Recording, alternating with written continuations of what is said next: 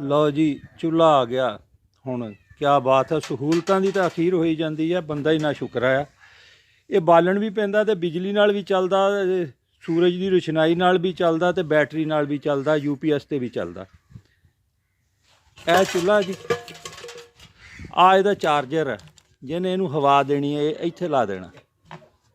ਇਹ ਆ ਅਡਾਪਟਰ ਹੋ ਗਿਆ।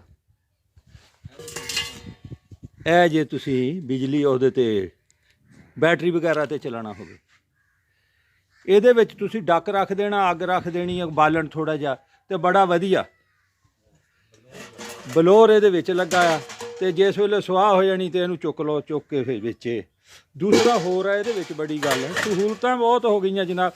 ਇੱਧਰੋਂ ਚੁੱਕੋ ਅਤੇ ਦੂਸਰੇ ਪਾਸੇ ਵੀ ਹੈ ਇਹ ਕੁੰਡਾ, ਅਤੇ ਇਹ ਹੋ ਜਾਂਦਾ।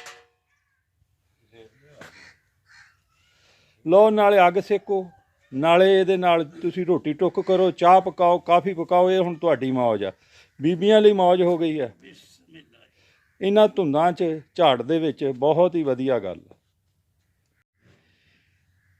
ਇਹ ਚੁੱਲ੍ਹਾ ਮਾਰਕੀਟ ਦੇ ਵਿੱਚ ਆਮ ਹੋ ਗਿਆ, ਹਰ ਜਗ੍ਹਾ ਤੋਂ ਹੀ ਲੱਭ ਜਾਂਦਾ। ਇਹਦੀ ਕੁਆਲਿਟੀ 'ਤੇ ਇਹਦੇ ਰੇਟ ਦੇ ਉੱਤੇ ਤੁਸੀਂ ਆਪ ਦੇਖਣਾ, ਕਿਉਂਕਿ ਪਾਕਿਸਤਾਨ ਦੇ ਵਿੱਚ ਨਾ ਕਾਨੂੰਨ ਨਾਫਜ਼ ਕਰਾਉਣ ਵਾਲੇ ਕੋਈ ਏਡੇ ਮੁਤਹਰਕ ਆ, ਅਤੇ ਨਾ ਕੋਈ ਭਾਅ ਹੀ ਆ। ਲਗਾਤਾਰ ਹੀ ਲਾਉਂਦੇ ਆ, ਫਿਰ ਤੁਰ ਕੇ ਦੁਕਾਨਾਂ 'ਤੇ, ਫਿਰ ਇਹਨੂੰ ਖਰੀਦਿਓ।